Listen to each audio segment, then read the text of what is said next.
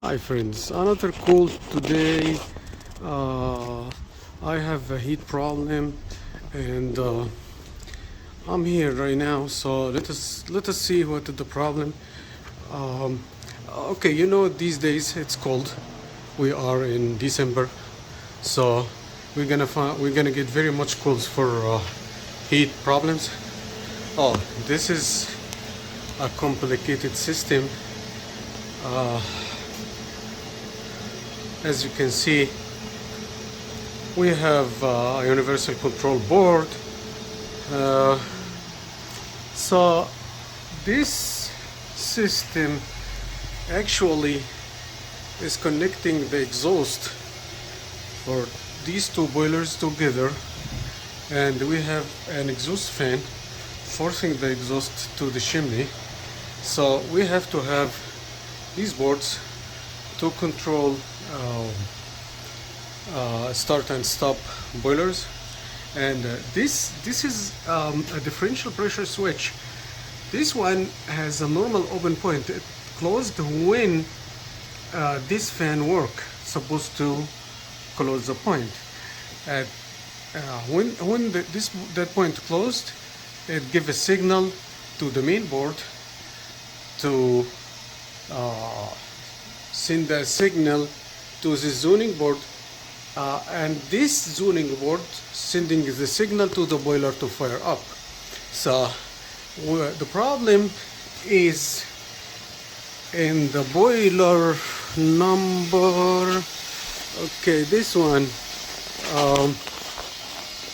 first floor front.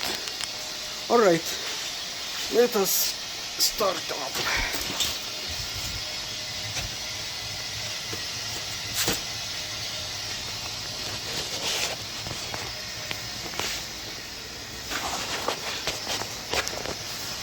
Alright, as I told you in the last video that you have to check the pilot first, but this system is different. This system actually, these boilers, all these boilers were oil boilers, and they got these type of burners to gas burners just to replace the oil burners. So you're gonna see something different here. Alright, so let us see if the pilot is light on or now. It is, yes, it's light. Okay, and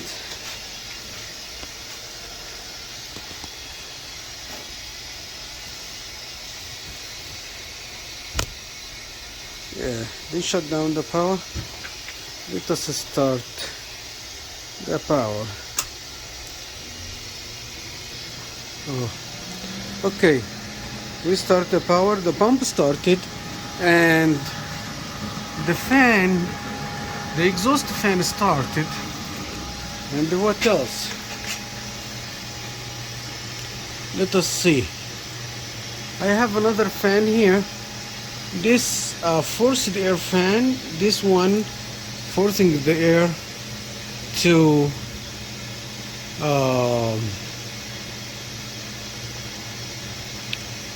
the burner.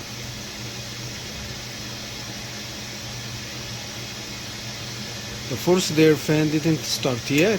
It started now. It is working. Okay. Now the gas valve is supposed to get signal 24 volts.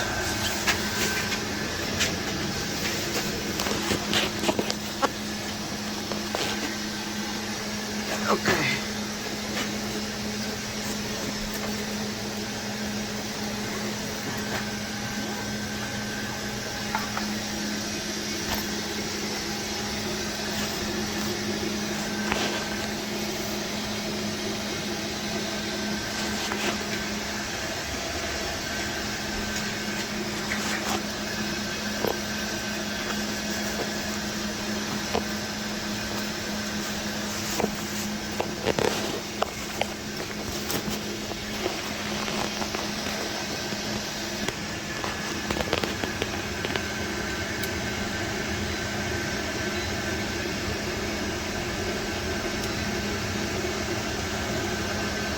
Yeah, you have to set your multimeter for AC volt in auto mode. So, and let us check the gas valve power. Okay, this is the wire, two wires for the gas valve. Okay,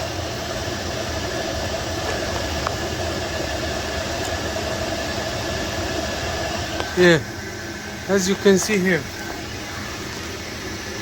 we have 24 volt, but the gas valve is not working, so it means the gas valve is no good. Let us make another test. So we put our multimeter on ohmmeter to check the resistance of the gas valve itself, and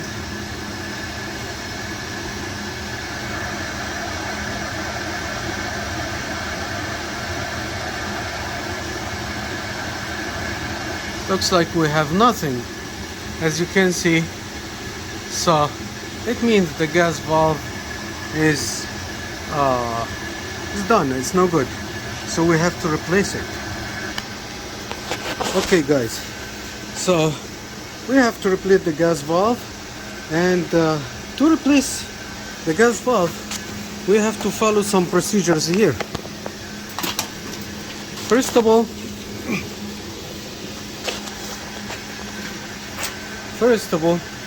we have to shut the gas valve here, and then we have to take a look here, and we'll wait until the pilot be off, and it's off now. So, and then we shut down the power. All right. Let us start to change the gas valve. You have to remove the thermocouple nut here, and you have to remove the pilot gas pipe from here, and then you have to remove, to take off, to take the union, and then this pipe, then the gas valve itself. Let us do that.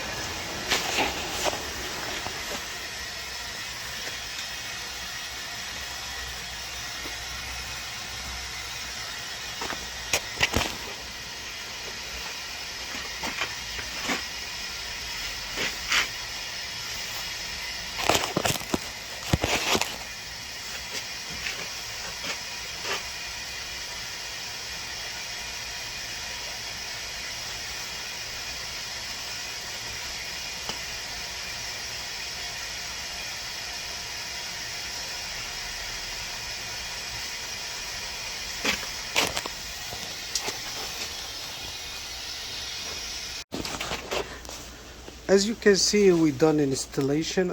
We done the gas valve installation, and now let us start. This unit has spark ignition, so we open the gas valve, and I cannot bleed the air in the pipes, because as you can see here around me, I have very much units, and each one of them has a pilot, and the pilot's fired up, and some of them could start anytime, so I don't want to release the gas, the natural gas around here. So let us try to light on the pilot, and we're gonna release the air when we do that. Okay, you put the gas valve on the pilot, you push, and you push down, and there is the igniter. All right, let us do that.